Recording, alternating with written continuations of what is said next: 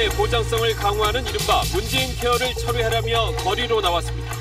재정 확보 방안이 없지 않느냐는 주장인데 수입 줄어드는 걸 피하려는 의사들의 집단 이기주의라는 비난도 나옵니다. 국민의당 박지원 전 대표가 목포에서 열린 마라톤 대회에 참석했다가 안철수 대표 지지자가 던진 계란에 맞았습니다. 같이 참석한 안철수 대표는 야유를 받았습니다. 국민의당 분열이 커지는 분위기입니다. 조윤선 전 청와대 정무수석이 풀려난 지 넉 달 만에 다시 검찰에 풀려나왔습니다. 이번엔 국가정보원이 준 특수활동비를 매달 500만 원씩 받은 혐의입니다. 경기 강원 일대에 큰 눈이 내리면서 교통사고가 이어졌습니다. 성남에선 승용차들이 눈길에 미끄러지면서 20넉대가 잇따라 부딪혔습니다. 7명의 사상자를 낸 용인 타워크레인 붕괴 사고 수사가 속도를 내고 있습니다. 크레인 설치 작업 중에 작동해서는 안 되는 트롤리가 움직이면서 균형이 무너졌다는 진술이 나왔습니다. 피처폰을 쓰면 휴대전화 요금 중 일부가 마일리지 형식으로 적립되는데도 고객 대부분은 이 사실을 모르고 있습니다. 시간이 지나면서 사라지고 있는 마일리지, 내년부턴 통신비로 쓸 수 있게 됩니다. 17조 원 규모의 미 공군훈련기 교체 사업에 뛰어든 카이가 함께 참여한 미국 로키드 마틴사의 억지에 애를 먹고 있습니다. 2천억 원이 넘는 개발비를 떠넘기려는 로키드 마틴사를 고발합니다.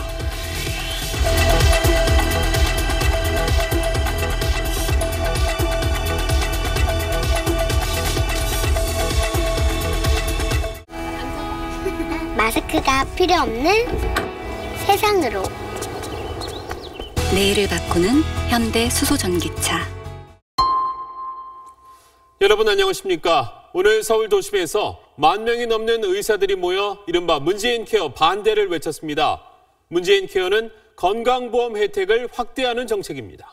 의사들은 기본 방향엔 동의한다면서도 재정 문제를 외면하고 있다고 지적했습니다. 먼저 남주현 기자가 보도합니다. 전국 각지에서 온 의사, 주최 측 추산 3만 명, 경찰 추산 만여 명이 서울 대한문 앞 6차선 도로를 가득 채웠습니다. 문재인 케어, 즉 그동안 건강보험이 적용되지 않던 3,800여 항목에 대해 오는 2022년까지 단계적으로 건강보험 혜택을 늘리겠다는 정부 정책에 제동을 걸기 위해서입니다. 의사들은 정부 정책의 기본 방향엔 동의한다면서도 정부가 재정적 뒷받침을 외면하고 있다고 비난했습니다. 예산 지원이나 건강보험료 인상 없이 건강보험 혜택만 급격하게 늘리게 되면 동네 의원은 문을 닫게 될 거란 주장입니다. 정부의 일방적인 건강보험 보장성 강화 정책은 인정할 수 없다. 의료비와 협의 아래 우선순위에 따른 보장성을 강화하고 3,800개 항목에 대해 모두 보험 혜택을 줄 게 아니라 생명과 직결된 필수 의료부터 점진적으로 해 나가라는 겁니다. 의사단체는 또 이번 기회에 국민이 건강보험료를 적게 내고 건강보험 혜택도 적게 받는 기존의 틀을 깨고 보험료를 더 부담하고 그만큼 혜택도 많이 받는 구조를 만들어야 한다고 주장했습니다. SBS 남주현입니다. 쟁점을 조금 더 자세히 살펴보죠. 의사들이 문재인 케어를 반대하는 이유는 건강보험 적용 대상이 늘어나면 그만큼 이익을 내기 어려워서 병원 운영이 어려워진다는 겁니다. 과연 그런지 조동찬 의학 전문 기자가 짚어봤습니다. 보험이 적용되는 질병의 경우 진찰료나 입원비로 건강보험에서 보전해주는 돈은 원가의 75% 수준입니다. 반면에 보험 적용이 안 되는 MRI 같은 영상검사는 환자로부터 원가의 122%를 받습니다. 유전자 검사 같은 검체는 환자에게서 원가의 159%를 받습니다. 이처럼 의료계는 보험 적용이 안 되는 진료로 이익을 남겨왔는데 문재인 케어로 보험 적용 대상이 대폭 확대되면 이익이 급격하게 줄게 됩니다. 원가에도 못 미치는 그것을 보정해주지 않고서는 이게 제대로 된 진료가 될 수가 없다는 것이 의사협회에서는 가장 우려하는 현상입니다. 하지만 문재인 케어는 63%대인 보험 보장률을 5년에 걸쳐 70%까지 올린다는 겁니다. 고작 7%포인트 늘리는 건데도 의사들이 반대하는 것은 이해하기 어렵다는 게 대체적인 여론입니다. 70% 정도까지 확대하겠다는 것도 사실은 보장률이 낮다는 이야기가 나오고 있는데 여기에 더 적극적으로 힘을 보태야 될 상황에 특히 의료계에서 반대하는 것에 대해서는 불안한 마음들이 있죠. 국민들과 소통해 나가는 과정이 좀 더 중요하다. 지금과 같은 단체 행동에 대해서는 조금 우려감이 있습니다.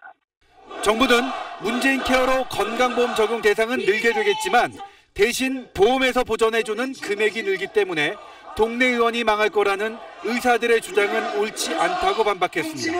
SBS 조동찬입니다. 국민의당 박지원 전 대표가 지역구인 전남 목포에서 달걀을 맞았습니다. 같은 장소에서 안철수 대표는 간신배라고 야유를 들었습니다. 중도 통합하자는 안철수, 안 된다는 박지원, 그리고 갈라진 국민의당의 모습이 어지럽게 펼쳐진 하루였습니다. 전병남 기자입니다. 마라톤 대회 행사장에 서 있던 박지원 전 대표에게 달걀이 날아듭니다. 그다음에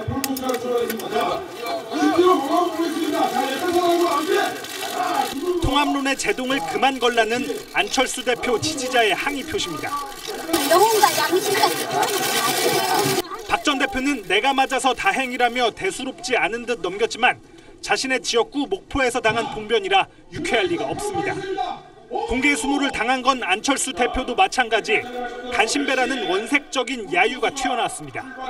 김대중 전임 대통령 비자도 콩갈로 다 저기 놓고 우리가 어디라고 지어서 김대중 회장님. 이어 열린 당원 토론회. 서로 비난하는 원색적인 내용의 현수막을 들고 언성을 높이더니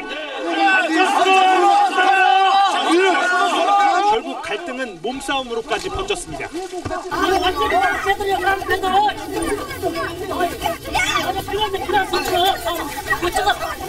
이런 충돌 속에서도 안 대표는 통합론에 더 힘을 줬습니다.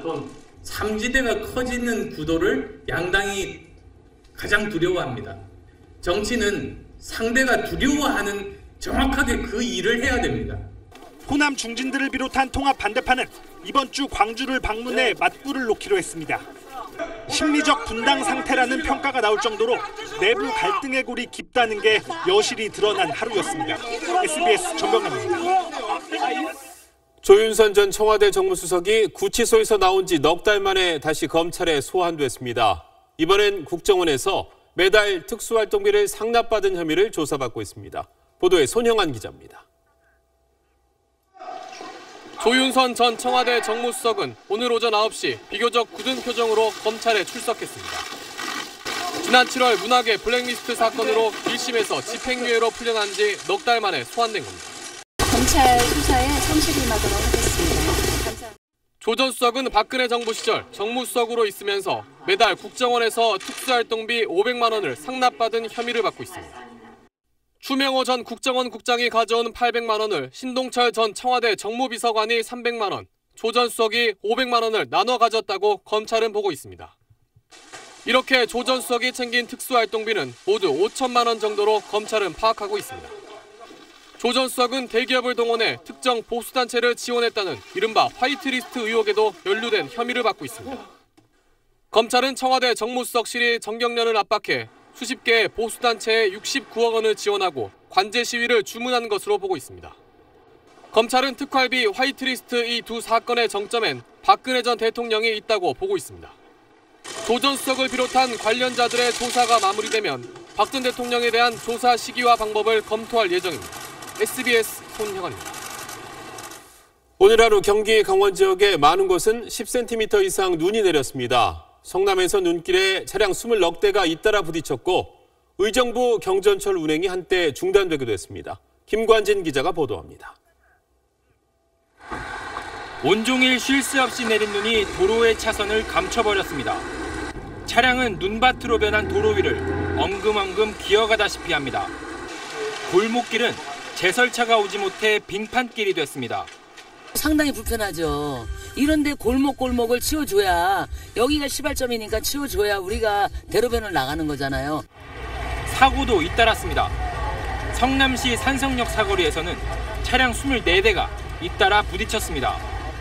승용차 한 대가 눈길에 미끄러지면서 서 있던 앞차를 들이받자 뒤따라오던 차들이 서로 피하려다 2중 3중 추돌 사고를 내 운전자 2명이 다쳤습니다. 영동고속도로 대관령 터널 부근에선 시외버스와 제설 차량이 충돌했습니다. 버스 운전자가 숨지고 승객 7명이 다쳤습니다. 이렇게 수도권과 강원에선 오늘 하루 80여 건의 교통사고가 발생했습니다. 의정부 경전철 운행도 2시간 반 동안 중단됐습니다. 전원 공급하는 장치가 있거든요, 열차에. 그 전원 공급하는 장치가 얼어붙어가지고. 오늘 하루 서울 4.3cm, 화천 11.5cm, 동두천 11cm의 적설량을 기록했습니다. 내일 아침은 서울이 영하 8도, 철원은 영하 11도까지 떨어지면서 한파가 몰아칠 것으로 예보됐습니다. SBS 김관진입니다. 어제 경기도 용인에서 7명의 사상자를 낸 타워 크레인이 사고 직전에 균형을 잃었다는 진술이 나왔습니다. 작업 중 움직이면 안 되는 장치가 움직였다는 겁니다. 전영우 기자가 취재했습니다. 현장 감식에 나선 경찰은 사고 크레인이 2012년에 제조됐고 지난해 수입한 중고라고 밝혔습니다. 타워 크레인이 부러지면서 뾰족한 기둥만 남아 있습니다.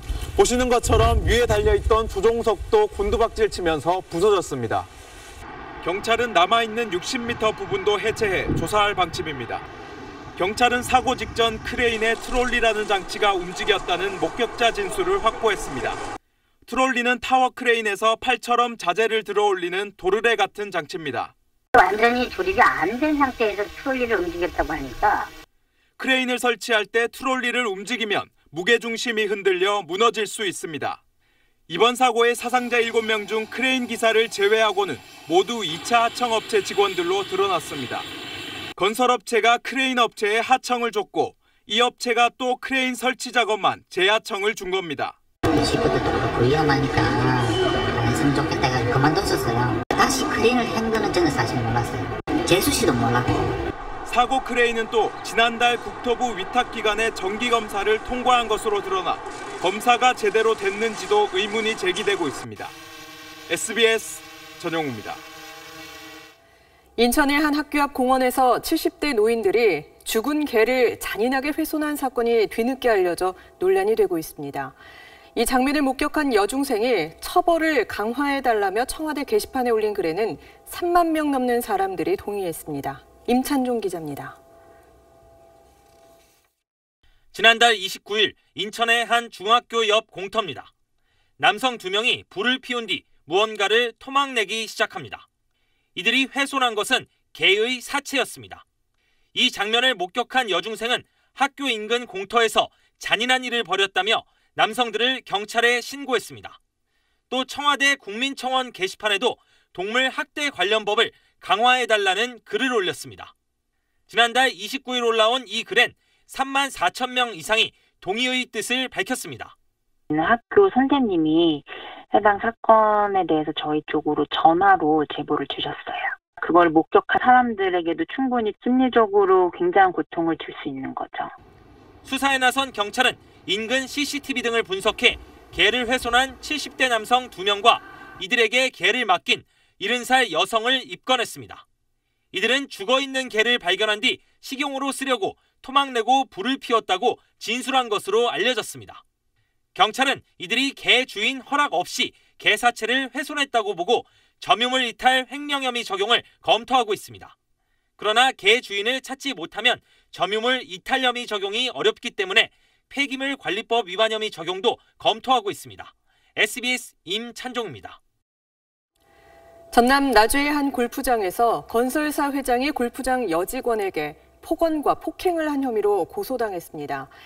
여직원의 립스틱 색깔을 지적하며 일어난 일인데 갑질 논란으로 번지고 있습니다. 한지연 기자입니다. 전남 나주의 한 골프장 내 간이 매점입니다. 한 남성이 여직원에게 바짝 다가서서 무언가를 말합니다. 뒤로 물러서는 여직원을 쫓아가며 뭐라고 말하는데 밀치는 듯한 행동도 보입니다. 이후에도 남성은 분이 덜 풀렸는지 여직원을 구석으로 몰며 다그친 뒤에야 밖으로 나갑니다. CCTV 화면에 잡힌 이 남성은 이 지역 건설사 대표인 80살 A씨.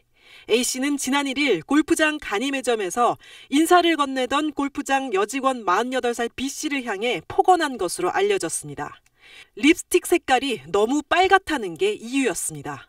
차를 한 잔 마시고 나가는데 이제 그냥 뒤들어와서 이 빨간 립스틱 치료 있으니까 술집 여자처럼 왜 그렇게 빨갛게 칠하고 일을 하느냐 그런 취지예요. 골프장 여직원 B씨는 A씨를 폭행 혐의로 고소했습니다. 죄송한데 그분이 이제 퇴사를 한 상황이라서요.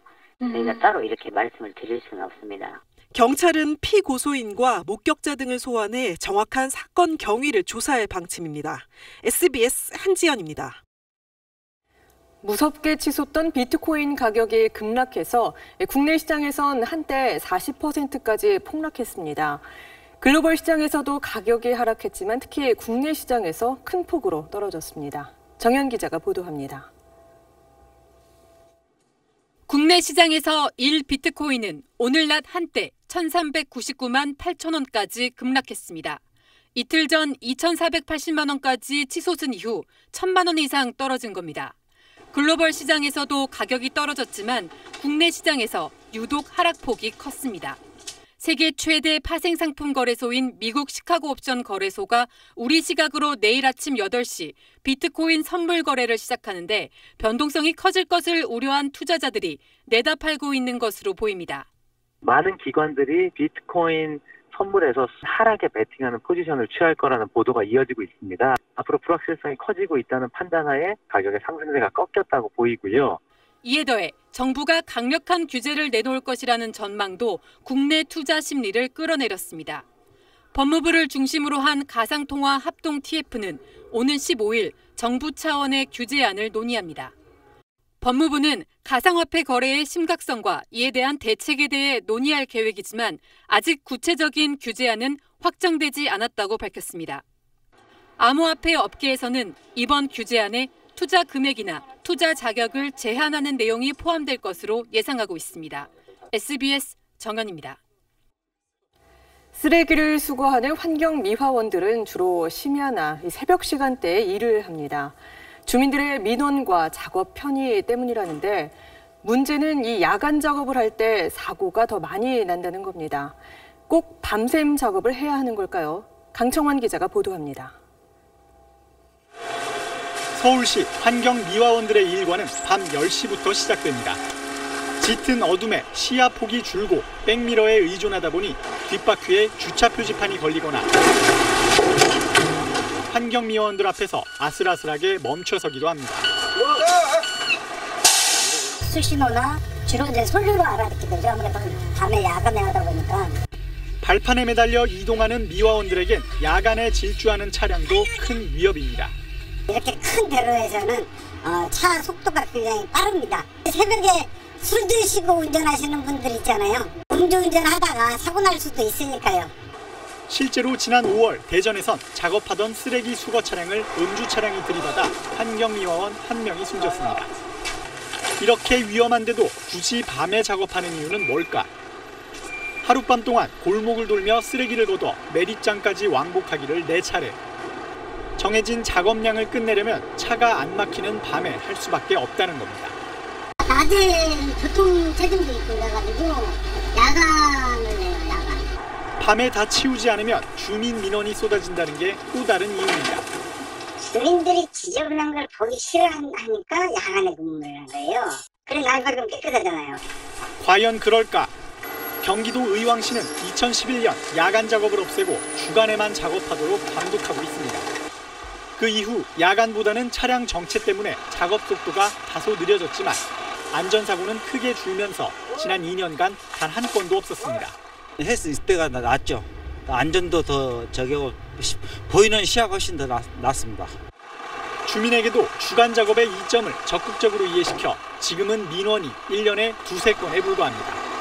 중사람들의 안전사고와 그다음에 생활소음으로 인한 시민들의 그 수면방해 이런 것들도 꽤 된다 이렇게 말씀드리고 효율과 민원을 핑계로 야간 작업을 강요하는 건 미화원들의 안전은 뒷전에 둔 전형적인 행정 편의주의가 아닐 수 없습니다. SBS 강청원입니다. 시민의 발로 불리는 지하철이지만 시력이 약한 저시력 장애인이나 어르신들에겐 걸림돌의 연속입니다.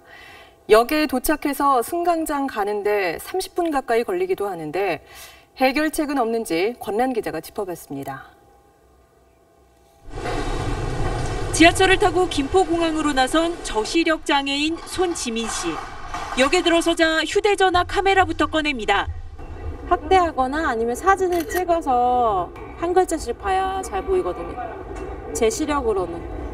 사물의 형상과 색채 정도는 구분되지만 작은 글자 보기는 여간 어려운 게 아닙니다. 바탕색하고 그 글씨색하고 이제 잘 안 보이는 경우가 있어요. 글자를 하나하나 확인하다 보니 역에 도착해서 승강장까지도 30분 가까이 걸립니다. 30분에서 1시간 정도를 항상 약속 시간 때보다 먼저 나와서 헤매는 걸 좀 방지하기 위해서. 손 씨에게 안내 표지판은 어떻게 보일지 저시력 체험기를 끼고 잠시나마 체험해봤습니다. 글자가 온통 뿌옇게 보여서 바짝 다가서야 겨우 알아볼 정도입니다. 저시력 장애인 또 노안이 있는 어르신들께는 지하철 안내 표지판은 무용지물이나 마찬가지입니다. 대안은 있습니다. 미국이나 일본에선 이미 보편화한 이른바 유니버설 디자인 표지판입니다. 사람 키보다 큰 출구 표시, 뚜렷한 보색 배치, 통일된 디자인으로 누구나 쉽게 알아볼 수 있습니다. 전수조사와 또 공공시설의 안내 시스템에 대한 가이드라인이 필요할 것으로 생각됩니다. 공공디자인 개선에 관한 법률안을 준비 중에 있습니다.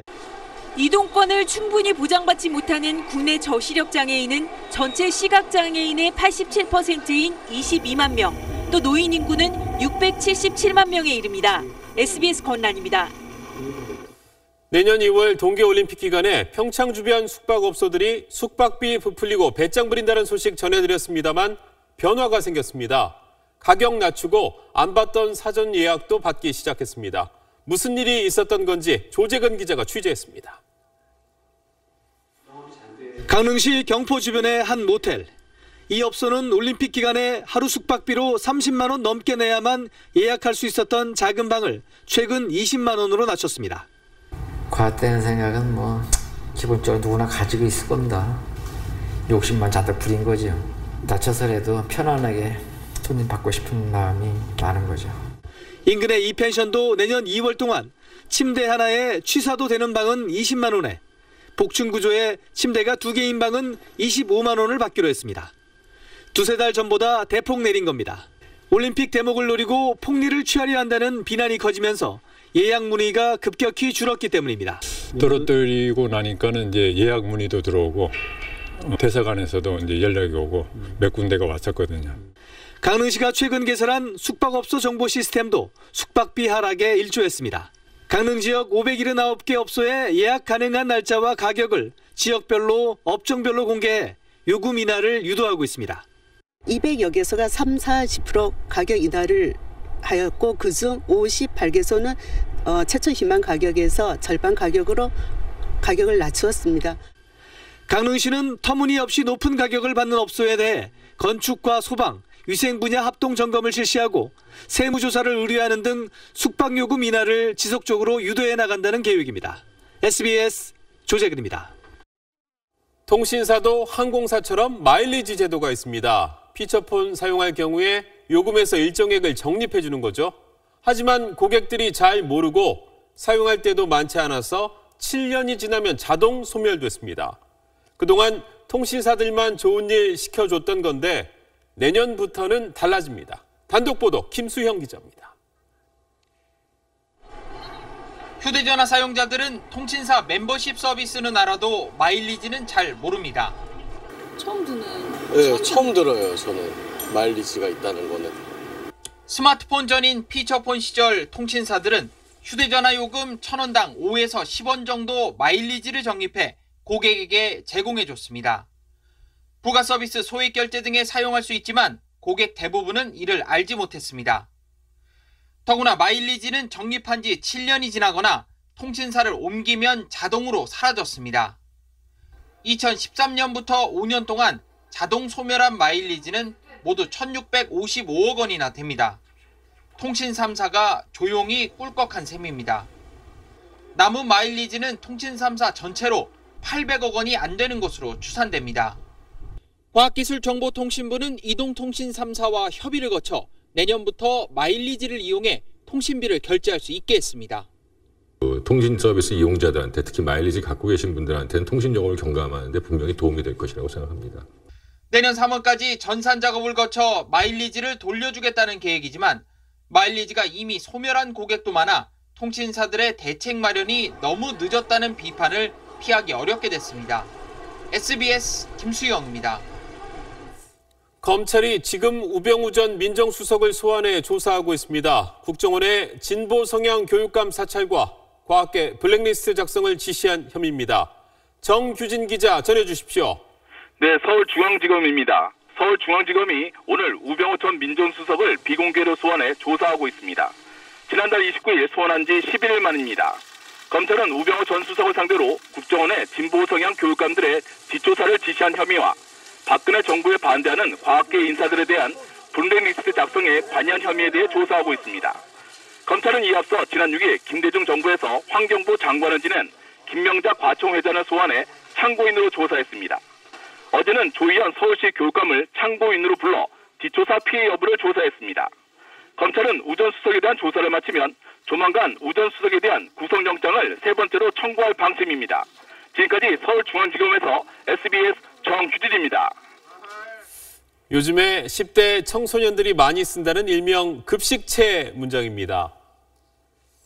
네, 한국말과 외래어가 섞인 것 같은데 풀이하자면 이런 뜻이라고 합니다. 자, 이런 게 한때 유행하는 10대들의 문화냐 아니면 한글 파괴냐 여러 생각을 열린 마이크에서 들어봤습니다. 이성훈 기자입니다. 학교 급식을 먹는 학생들이 사용한다고 해서 붙은 이름 급식체. 10대들은 이 급식체만으로도 소통이 가능합니다. 내일 코엑스 각? 코엑스 앵강 12시 각? 이응이응. 표준어로 해주세요. 내일 코엑스 갈래? 코엑스 괜찮지. 12시 어때? 좋아? 좋아? 친구들끼리 좀 화목한 느낌도 유지하고 좀 더 친밀한 관계를 유지할 때 급식체를 쓰는 거에 대해서는 그냥 재미있는 하나의 놀이라고 생각을 합니다. 오늘 닭꼬치 먹을 각? 동의 보강. 예전 어른들이 쓰시던 캡숑이나 킹왕짱 같은 단어나 지금 저희가 쓰는 급식체가 별반 다른 게 없으니까. 동음이어나 가군을 이용한 언어 유희로도 볼 수 있는 급식체는 SNS를 타고 빠르게 번지고 있습니다. 그렇다면 기성세대들은 이 말을 얼마나 이해하고 있을까? 40대 이상 20여 명에게 급식체 문제를 내봤는데 100점은 단 한 명도 없었습니다. 1번 문제 한번 풀어보시겠습니까? 전혀 모르시겠어요? 전혀 모르겠어요. 전철 같은 데 타다 보면은 애들한테 진짜 저게 무슨 말일까 하는 뭐 한번 물어볼 때도 있고 하는데 너무 지나친 거는 좀 아니라고 생각하거든요. 가족들 안에서 급식체는 언어 장벽으로 작용하기도 합니다. 3번 문제 풀어보시겠어요, 어머니? 모르는 건데요. 아드님은요? 1번은 우선 평타치하고 2번은 삼타치하고 3번은 핫타치인 것 같아요. 이 아이들의 말을 따로 공부하지 않으면 저희가 그걸 언어로 받아들이긴 힘들어서 사실 올바른 말로 써줬으면 하는 바람이 있어요. 인간은 누구에게나 그 언어를 부려쓰려고 하는 욕구가 있습니다. 청소년들의 이런 언어 문화 현상도 그런 욕구에서 비롯된다고 볼 수 있는데요. 이 어른들의 입장에서 너무 걱정할 필요는 없다고 생각합니다. 전문가들 대다수는 급식체는 자연스럽게 흘러가는 일종의 세대 문화라며 한글 파괴로 이어지진 않을 것이라고 내다봤습니다. SBS 이성훈입니다. 네. 최근 일본에서 한류가 조금씩 되살아나는 분위기입니다. 일본 10대들 사이에선 한국 걸그룹 트와이스와 우리 음식 닭갈비에 대한 관심이 아주 뜨겁습니다. 도쿄에서 최원 특파원입니다. 올해 일본의 여중, 여고생들이 뽑은 유행어 대상에 한국 걸그룹 트와이스가 인기 스타 부분 1위에 뽑혔습니다. 유행 음식 1위는 한국의 치즈 닭갈비가 선정됐습니다. 일본에서 한국 연예인과 음식이 동시에 큰 인기를 끈 것. 지난 2012년 이명박 전 대통령의 독도 방문으로 일본의 여론이 악화된 지 5년 만입니다. 도쿄 한국거리인 이곳 시노쿠보에는 식당마다 치즈 닭갈비를 판매하고 있습니다. 예전에 이곳을 찾는 한류 팬들은 중장년층이 중심이었지만 최근엔 10대, 20대가 크게 늘고 있습니다. ダンスも歌もなんか全てできるところとかもう肉体も兵役とかあるんでほんまにかっこいいんですよ。 인터넷에선 한국 패션과 화장품에 빠진 일본 여성들이 한국인이 되고 싶다는 글까지 올리고 있습니다. 반면 위안부 문제 등으로 혐한 서적이 계속 나오고 있어 한류 복원은 아니라는 신중론도 있습니다. 과거 중장년 한류 팬들이 한국을 공부하고 직접 찾아왔던 것에 비해 요즘 젊은 팬들은 연예나 패션을 제외한 다른 분야에는 관심이 높지 않습니다. 한국을 찾는 일본 관광객의 수도 한 해 230만 명 선에서 더 늘지 않고 있습니다. 차세대 한류 팬들에게 예전 같은 한류 열풍이 불려면 아직은 시간이 더 필요할 것으로 보입니다. 도쿄에서 SBS 최우원입니다. 한국 항공우주산업 카이가 미국 로키드 마틴과 손을 잡고 17조 원 규모의 미 공군 훈련기 교체 사업에 도전하고 있습니다. 그런데 로키드 마틴이 가격 경쟁력을 높인다며 개발비를 우리 정부에 떠넘기려는 꼼수를 쓰고 있습니다. 김태훈 국방전문 기자가 보도합니다. 미국 APT 사업, 미 공군 훈련기 350대를 교체하는 17조 원 사업입니다. 내년 3월 우선 협상업체가 선정되는데 보잉 사브연합, 카이, 로키드 마틴 컨소시엄의 2파전입니다. 카이와 로키드 마틴은 1대1 비용 부담을 원칙으로 카이가 모든 부품을 공급하고 로키드 마틴이 미국 현지에서 조립해 고등훈련기 T-50A를 생산하는 식으로 협력 중입니다. 그런데 지난 10월 로키드 마틴이 희한한 제안을 해왔습니다. 현대 항공기의 두뇌 격인 항공전자장비 개발도 카이가 부담하라는 건데 문제는 우리 공군 훈련기에도 쓸 수 있으니 한국 정부가 예산 2,240억 원을 투입하라는 겁니다. 자신들은 돈 한 푼 안 들이고 이른바 가격 경쟁력을 높이자는 꼼수입니다. 카이하고 로키드 마틴이 둘이 돈 내서 해야 되는데 조그맣게 우리 정부에 떠넘기는 꼴입니다. 실제 지난달 24일 국방부, 방사청, 공군, 카이의 실무자들이 로키드 마틴의 제안을 검토하는 회의까지 열었습니다. 일단 결론은 수용할 수 없다로 정리됐습니다. 하지만 미 공군 사업을 따낸다는 게 우리 항공산업에 의미가 크다는 점을 잘 알고 있는 로키드 마틴이 순순히 물러설지는 미지수입니다. SBS 김태훈입니다. 눈이 많이 내리면서 도로 곳곳이 얼어붙었죠.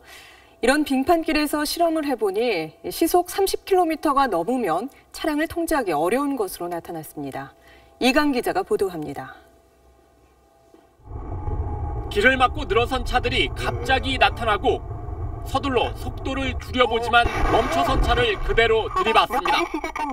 빙판길에서 차량 43대가 잇따라 추돌해 23명이 다친 사고 장면입니다.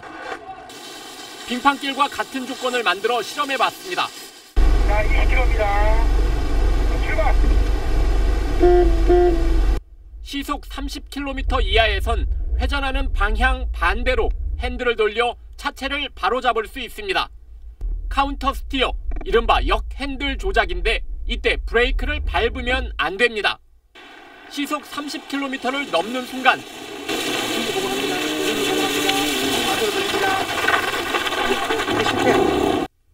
차는 그대로 통제 불능이 됩니다. 제동거리도 빙판길에서는 기하급수적으로 늘어납니다. 도심에서의 보통 속도 시속 50km로 측정한 결과 일반 도로와 비교해 제동거리가 승용차는 4.4배, 6톤 화물차 7.4배, 시내버스는 7.7배로 크게 늘었습니다. 차량이 클수록 위험도는 더 높아집니다. 실제 사고가 발생하면 대형 인명피해로 이어질 가능성도 높아져 빙판길 교통사고 치사율은 일반 도로의 1.6배나 됩니다. 사고 예방을 위하여 안전거리 2배 이상 확보하고 감속 운행과 방어 운전이 필요합니다. 최근 승용차나 SUV에서 많이 보급되고 있는 4륜구동의 경우에도 빙판길에서의 제동거리는 2륜구동과 차이가 없기 때문에 맹신해서는 안 된다고 전문가들은 강조합니다. SBS 이강입니다.